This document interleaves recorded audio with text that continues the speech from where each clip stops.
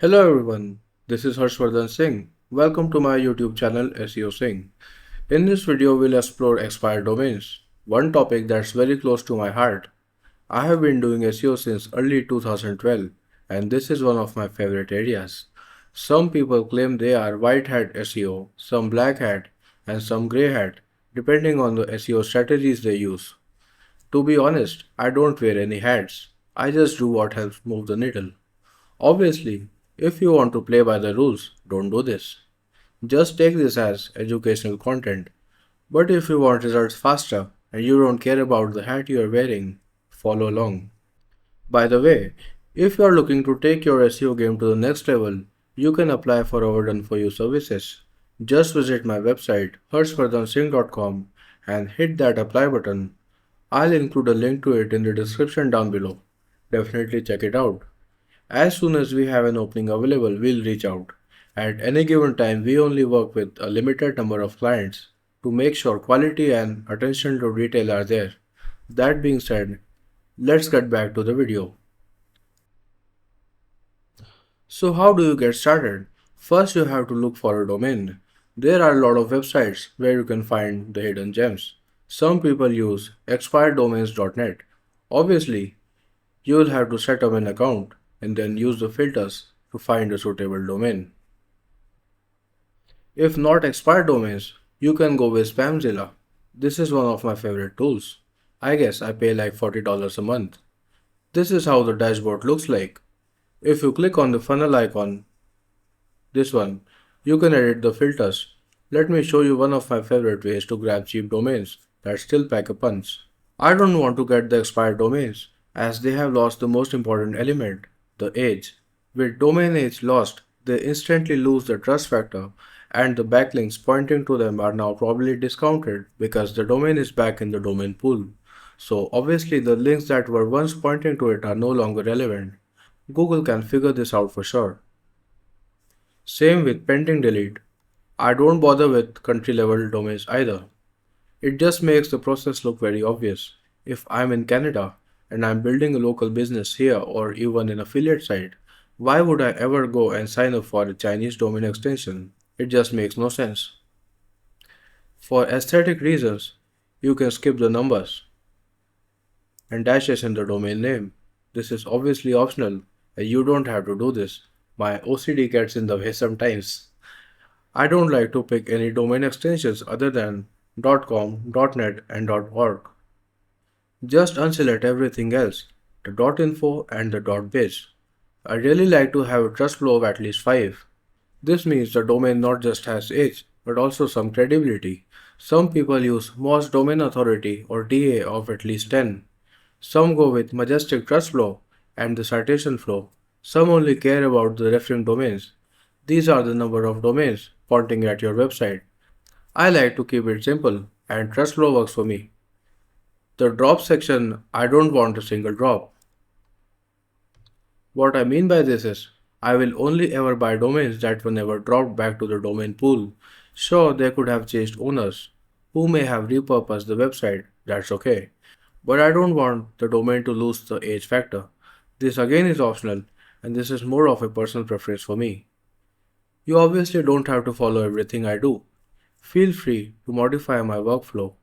Once you are happy with everything, apply the filter. Now with your filters applied, these are the potential domains that you can purchase. I would go and buy everything as long as they are not too obvious. Something that mentions pharma, drugs, adult content, casinos, all the stuff that someone tried to rank just to make money. If the domain name is like best Nike shoes in 2025, that pretty much gives it away. It was used to make money online, selling Nike shoes. Most likely it was spammed and it doesn't have a healthy link profile. Before I show you a few examples of good and bad domains, let's talk about Register Compass. I have extensively used this tool over the years and I have the lifetime subscription. If I could recommend one tool, this would be my top choice. There's a reason for it. It's more polished even though the interface can be sometimes clunky. Plus, I have the lifetime plan, so I don't have to pay for this every month. A penny saved is a penny earned. So I mostly use similar filters on both the tools. You can use the same domain extensions .com, .net, and .org. I only pick GoDaddy domains, the public auctions, and make sure the trust was at least 5. I don't really bother with a lot of settings. Why overcomplicate things? These domains are way ahead of brand new domains that you can register directly on Namecheap or GoDaddy. Once you do a search on Register Compass, you see these three options. I only pick the auction domains because they still have the age. The expired domains here are the domains that have lost the age, so they are useless, at least for me. Let's do a quick search now and we'll go analyze some of the domains. So these are the domains that match our filters. Let me sort them by Majestic Trust Pro from high to low. So the domain at the top will have the highest Trust Pro. Alright, so the domains are now sorted. Let me zoom in a little bit. So how do you know if a domain name is good or bad? If you look at the domain name, most of the time it will give it away. Let's go and have a look at some of the domains now. So this one, sweetcotton.com, copy the domain. I'll head over to majestic.com. This is majestic.com, just paste the domain name. Anytime you see this foreign stuff, the Chinese content in the backlinks, I avoid those domains. One other place to look at is the anchor text. You see the Chinese stuff.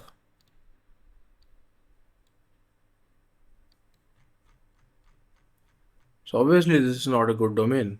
I mean, this can be a decent domain, but I don't like to pick the ones that are in foreign language because I don't know. This could be a Chinese PBN or something like that. Let's go to the next one. southbayevents.com. Let's search for it.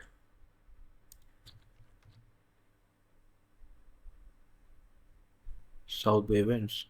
Alright, so it had a trust score of 37, citation 434. Pretty good. Apartments. A link from Business Insider. Looks good so far. Let's go and have a look at the anchor text. South Bay Events. southbayevents.com. South Bay Events. This is a healthy anchor text profile. So if you were to buy a domain, this one is obviously better than the first one. Let's go and have a look at some more domains. Let's try this one.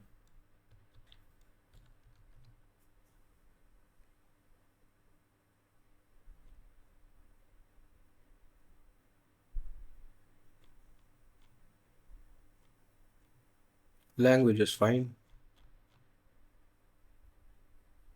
Looks like a music store. Again, it has some French. I don't like it. I would go with domains that predominantly have English as the main language. Now this domain name a2zbabynames.com. This looks like a good domain. See, the domain name has name in it. And the backlink, it also has name. So it's relevant. Baby name guide. babynameguide.com. Baby name guide. You see that? This is a good domain. You can buy it if you want. Let me go and find a bad domain.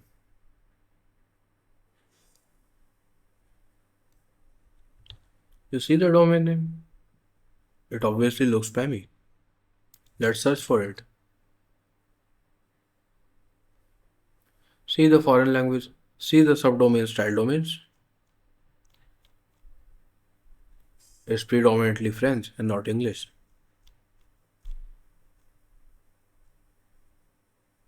See multivitamin, some foreign anchor text. Obviously this is a bad domain. Or at least it's a bad domain for me. I won't pick this. Let's have a look at some more. One other way to know if a domain is good or bad is by looking at the bidders. If someone is bidding on a domain, you better believe it's a good domain because they have done the research. This one has 14 bidders and the bid is at $205 versus this one, it has no bidders right now. Let's go and have a look. Now, obviously, if a domain auction is relatively new, it will have no bidders, so don't get me wrong. This could be a good domain as well. We'll find out. This looks like a guitar, records, music related website.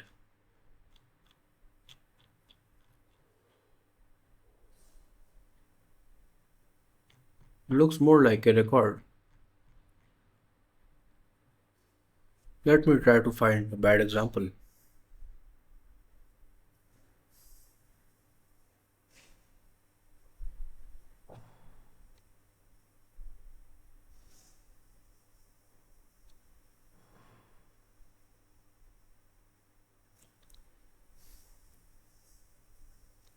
Let's see this one.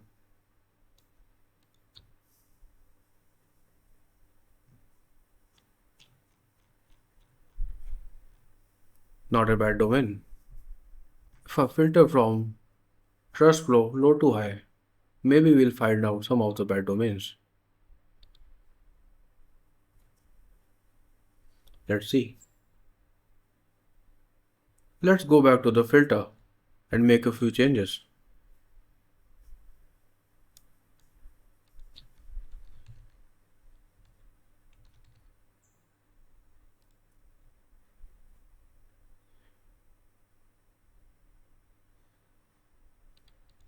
Okay, so it has no domains.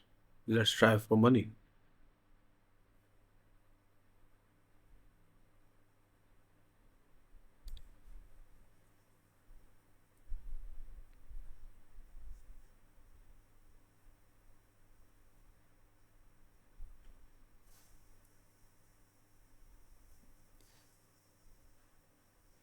Alright, so look at this domain, onlinemoneymakingsite.com. This obviously doesn't look like a legitimate website. Someone made this just to make money. Now, I may be wrong, but so far it doesn't look like a good one. See, they are all spammy links. The anchor text is really heavy on keywords and it's not natural, so this is a bad domain. Again, it's not as bad as a casino website or something that was used for adult content, but it's still a bad website. Alright, that's it for this video. I showed you how to get expired domains. I showed you a couple of tools that I used to find them. And now you know how to find domains and distinguish between good and bad ones. And that's it for this video. I'll see you in the next one. If you liked this video, please give it a thumbs up and subscribe to my channel if you haven't already. I really appreciate it. And I'll see you soon. Alright, take care. Bye bye.